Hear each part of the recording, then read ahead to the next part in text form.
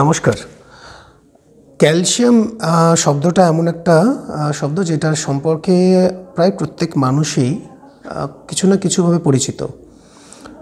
আমার কাছে যে পেশেন্টরা আসেন তাদের মধ্যে প্রায় 70-80% পেশেন্ট যাদের হাঁটু ব্যথা, কোমর ব্যথা, শোল্ডার পেন, মাস্কুলোস্কেলেটাল প্রবলেমস বা নিউরোলজিক্যাল প্রবলেমস, সেই সমস্যার মধ্যে ক্যালসিয়ামের উল্লেখটা থাকেই। পেশেন্টরা জিজ্ঞাসা করেন যে স্যার আমি কি ক্যালসিয়াম খেতে পারি, আমি কি ক্যালসিয়াম আমার কি শরীরে কম হচ্ছে। ক্যালসিয়ামজনিত একটা কোয়েশ্চেন্স থেকেই যায়। তাহলে আজকের টপিকটা হচ্ছে ক্যালসিয়ামের ওপর। ক্যালসিয়াম কিভাবে আমাদের শরীরকে বেটার রাখে, বা ক্যালসিয়াম যদি আমাদের শরীরে অভাব হয় তাহলে আমি সেটা বুঝবো বা কীভাবে, এবং সেখান থেকে কী কী অসুবিধা হতে পারে, এবং এক্সারসাইজ যদি আপনি ডেলি করেন সেখান থেকে ক্যালসিয়ামের অ্যাবজর্পশন কীভাবে বাড়ে সেটাও আপনাদের জানতে হবে। এক্সারসাইজের একটা বড় রোল আছে ক্যালসিয়াম অ্যাবজর্পশনের ক্ষেত্রে, ঠিক আছে। তো ক্যালসিয়াম হচ্ছে একটা খনিজ পদার্থ যেটা আমাদের ডেলি লাইফে আমরা খাবারের মধ্যে থেকে ইনটেক করি, এবং সেখান থেকে ক্যালসিয়াম আমাদের গাটসে যায়, ইন্টেস্টাইনে যায়, সেখান থেকে অ্যাবজর্পশন হয়, আমাদের ব্লাডে যায়, এবং সেখান থেকে বোনস আমাদের মাসেলসের হেলথকে ভালো রাখে, ব্লাডের বিভিন্ন রকম ফাংশনসকেও হেল্প করে।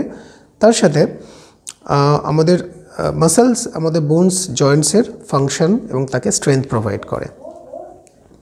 তাহলে ক্যালসিয়ামের অ্যাকচুয়ালি সোর্স আমরা তো জানলাম যে মোটামুটি ডেলি লাইফের খাবার, কিন্তু কি কি খাবার সেগুলোকে জানতে হবে।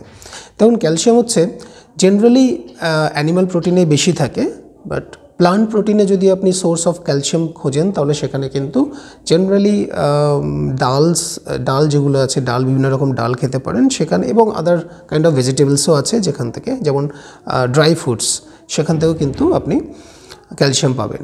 কিন্তু জেনারেলি অ্যানিমাল প্রোটিন যেমন মিল্ক আছে, দুধ খেতে পারেন আপনি, টক দই খেতে পারেন যেখানে ক্যালসিয়াম খুব বেশি পরিমাণে থাকে। এছাড়া মিট আছে, ফিশ আছে, এছাড়া এগ, এই জেনারেলি কিছু কিছু প্রাণীজ প্রোটিনস আছে যেখান থেকে ক্যালসিয়ামের পরিমাণ অনেক বেশি পাওয়া যায়।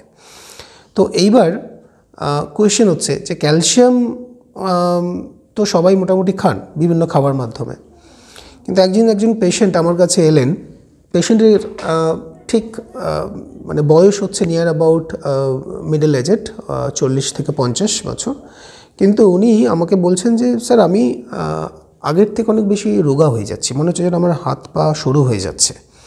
আমি আগে অনেক বেশি হেলদি ছিলাম, এখন যেন আস্তে আস্তে আমি শুকিয়ে যাচ্ছি, এইভাবে আমাকে বললেন। তখন আমি ভাবলাম যে ওনাকে আমি কোয়েশ্চেন্স করলাম যে আপনার বডি ওয়েট আগে কত ছিল, এখন আপনার বডি ওয়েট কত। তো উনি বললেন যে আমার 5 কেজি আমি লস করছি নিয়ার অ্যাবাউট 1 ইয়ারের মধ্যে। সো এইখানে দেখতে পাচ্ছি যে পেশেন্টের যে মাসেল মাস, যে গার্থ, সেটাও কিন্তু আগের থেকে উনি বলছেন শুরু হয়ে গেছে। এটার কারণটা কি? দেখুন, অনেক সময় কি হয়, আমাদের শরীরে ক্যালসিয়ামের অভাব হলে আমাদের পেশি ক্ষয় হয়। পেশি ক্ষয় মানে কি? মাসেলের একটা প্রোটিন বা একটা স্ট্রাকচার থাকে, সেখানে যদি ক্যালসিয়ামের অভাব হয় সেখান থেকে বয়সজনিত কারণেও হতে পারে, এবং ক্যালসিয়াম অ্যাবজর্পশনে যদি অসুবিধা থাকে, মানে আপনি ধরুন খাবার খাচ্ছেন যেখানে ক্যালসিয়াম আপনি তার মধ্যে তো পেয়েই যাচ্ছেন, কিন্তু সেটা আপনি কতটা অ্যাবজর্ব করতে পারছেন, আপনার শরীরে বা ব্লাডে সেটা কতটা যাচ্ছে, that is much more important. So calcium শুধু খেলেই হবে না, সেটা অ্যাবজর্বও করতে হবে বডির মধ্যে। সেজন্য সেই পেশেন্টকে আমি যখন তার ওভারঅল হেলথ চেক আপ করলাম এবং দেখলাম যার বডি মাস ইন্ডেক্স যেটা, সেটাও কিন্তু বেশ কম আছে তার বয়সের তুলনায়। তো সেই কারণে তাকে আমরা বললাম ইউ আর কাইন্ড অফ, আপনার যে নিউট্রিশন লেভেল একটু কম আছে আপনার বডি মাস ইন্ডেক্স অনুযায়ী।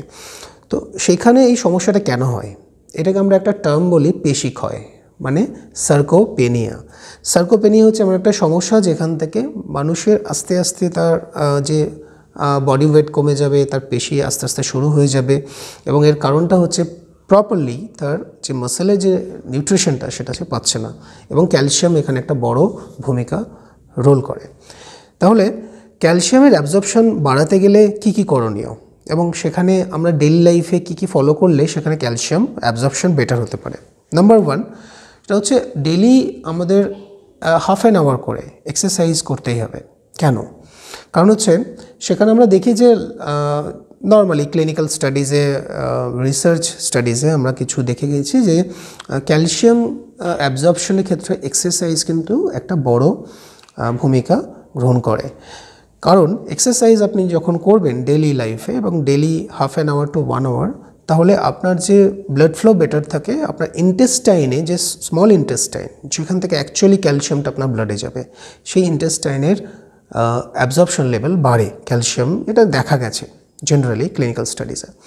তাহলে আপনি যদি ডেলি এক্সারসাইজ করেন, এটা একটা ভালো উপায় যেখান থেকে ক্যালসিয়ামটাকে আপনি আপনার ব্লাডে ভালো প্রপারলি আর কি মেনটেন করতে পারেন, ব্লাড লেভেলটা মেনটেন করতে পারেন। নাম্বার 2 হচ্ছে প্রপারলি খুব হেভি ডায়েট না করে খুব সরল প্রকৃতির খাবার খাওয়া, বাট সেখানে ক্যালসিয়ামও থাকবে, বাট হেভি অ্যামাউন্টে না খাওয়া, যাতে আপনার খাবারটা খুব সহজে অ্যাবজর্ব হয়। নর্মালি কী করতে হয়, আপনাকে লিকুইড ফর্মে খেলে বেটার। যেমন আপনি স্যুপ খেতে পারেন, চিকেন স্যুপ খেতে পারেন, এগ স্যুপ খেতে পারেন, যেখানে কী হয় আপনার অ্যাবজর্পশন লেভেলটা অনেক বেটার হবে নর্মালি দ্য সলিড ফুডের থেকে। কারণ ওটাকে আপনাকে আবার ডাইজেস্ট করতে হবে, ওটাকে আপনাকে বিভিন্ন ফর্মে তাকে লিকুইড ফর্মে আনতে হবে আলটিমেটলি ওটা অ্যাবজর্ব করার জন্য। সো বেটার হয় যে আপনি আগে থেকেই সেটাকে অ্যাবজর্পশন লেভেলে নিয়ে যান, যাতে খুব ইজিলি অ্যাবজর্ব হয়। অ্যান্ড নাম্বার 3 হচ্ছে স্ট্রেস লেভেল কমানো। ওয়াই? কারণ হচ্ছে স্ট্রেস এখনকার লাইফে বা সেডেন্টারি লাইফস্টাইলে এমন একটা ফ্যাক্টর যেখানে স্ট্রেস কিন্তু আমাদের ইন্টেস্টিনাল হেলথকেও কিন্তু খুব মেজরলি এফেক্ট করছে, আমাদের স্টোমাককে এফেক্ট করছে। আমরা যাই কিছুই খাচ্ছি সেটাকে কিন্তু প্রপারলি ডাইজেস্ট করতে অসুবিধা তৈরি করছে, এবং আমাদের যে মানে ধরুন আপনি একটা খাবার খাচ্ছেন কিন্তু আপনার মন অন্য কোথাও আছে, আপনি অন্য কিছু চিন্তাভাবনা করছেন, তাহলে কিন্তু আপনার খাবারের যে নিউট্রিশন ভ্যালুজটা আসা উচিত, আপনার যে পরিমাণে তাকে মানে পাচনযোগ্য করছেন, সেটা কিন্তু সেই পরিমাণে কাজ করবে না। আপনার যদি মাইন্ডটা অন্য কোথাও কাজ করে, যে ফোকাস ইজ ভেরি ইম্পর্ট্যান্ট।